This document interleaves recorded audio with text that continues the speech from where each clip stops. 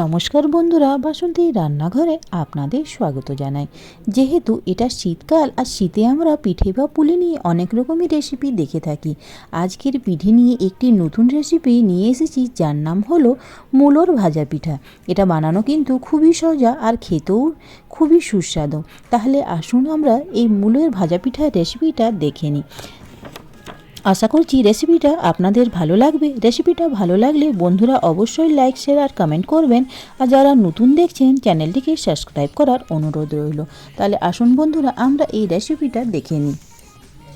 সব থেকে প্রথমে আমি নিয়ে নিয়েছি এইখানে দুটি মূলোগুলোকে ভালোভাবে ধুয়ে উপরের খোসাটাকে বাদ দিয়ে এখন আমি এইভাবে গ্রেটারে গ্রেট করে নেব মূলোটাকে। দুটি মূলোকেই এইভাবে গ্রেট করে নেব। মূলোটা গ্রেট করার পর এখন আমি এর মধ্যে অ্যাড করব টমেটোর কুচি। একটি টমেটোকে কুচি করে দিয়ে দিলাম। এর মধ্যে আমি দিয়ে দিলাম 2 থেকে 4টি লঙ্কা। লঙ্কাটা আপনি আপনার পরিমাপ হিসেবেই দিবেন। এখানে আমি দিয়ে দিলাম পেঁয়াজ কুচি, আর এখানে আমি দিয়ে দিলাম রসুন কুচি। 5 থেকে 6টি রসুনের কুচি দিয়ে দিলাম, আর দিয়ে দিলাম এর মধ্যে আদা কুচি। সবগুলোকে চামচের সাহায্যে ভালোভাবে মিক্স করে নেব। এর মধ্যে আমি দিয়ে দিলাম 1 চামচ নুন, 1 চামচ আমি এর মধ্যে দিয়ে দিলাম আমচুর পাউডার, 1 চামচ ধনে গুঁড়ো দিয়ে দিলাম, 1 চামচ দিয়ে দিলাম জিরে গুঁড়ো, 1 চামচ এর মধ্যে অ্যাড করলাম লঙ্কা গুঁড়ো, আর এর মধ্যে দিয়ে দেবো আধা চামচ হলুদ দিয়ে ভালোভাবে এটাকে মিক্স করে নেব। এখন আমি এগুলোকে একটি বলের মধ্যে নিয়ে নিলাম। প্লেট থেকে বলে দিয়ে দিয়ে এগুলোকে ভালোভাবে মিক্স করে নেব। এইভাবে মিক্স করার পর বন্ধুরা এখন আমি এর মধ্যে অ্যাড করব আধা কাপ, এর মধ্যে অ্যাড করলাম বেসন, আর 1 কাপের মধ্যে অ্যাড করলাম আটা। আপনারা কম বেশি করতেই পারেন এর মধ্যে। আটা দিয়ে এখন আমি একটু একটু জল দিয়ে এটার একটি ডো আমি তৈরি করে নেব। একবারে পুরো জল দেব না, একটু একটু করে জল দিয়ে এটাকে আমি এইভাবে একটি ডো তৈরি করে নেব। চামচের সাহায্যে এইভাবে একটু একটু করে জল দিয়ে এইভাবে ডো আমি তৈরি করে নিয়েছি বন্ধুরা। আর এখন আমি ঢাকা দিয়ে 10 থেকে 15 মিনিট এইভাবে রেখে দেব। 10 থেকে 15 মিনিট হয়ে গেছে। ডোটা দেখুন বন্ধুরা, আর একবার আমি এইভাবে মিক্স করে নেব।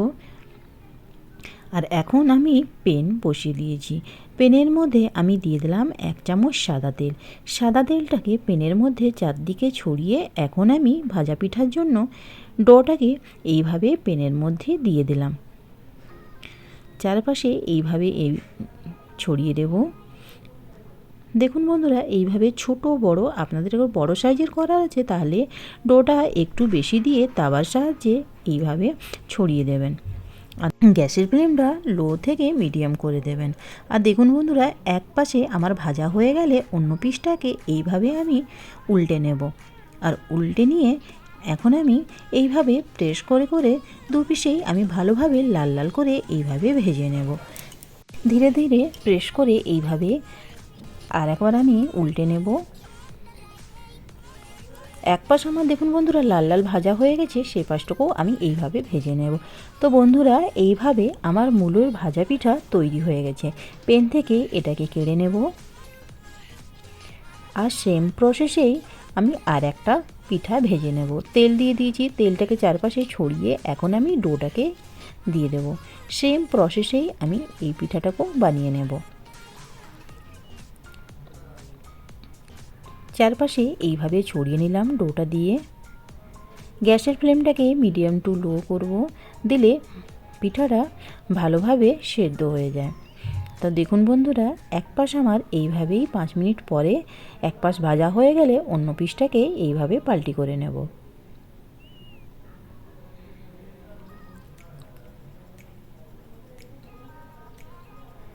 দেখুন এটাও লাল লাল ভাজা হয়ে গেছে, পিছনটাও আমার এইভাবে লাল লাল ভাজা হয়ে গেছে।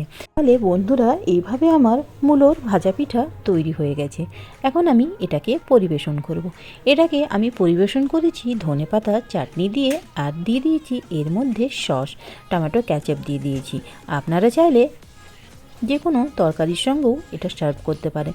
খুবই সুস্বাদু এই রেসিপিটা বন্ধুরা, একবার এটা অবশ্যই ট্রাই করুন।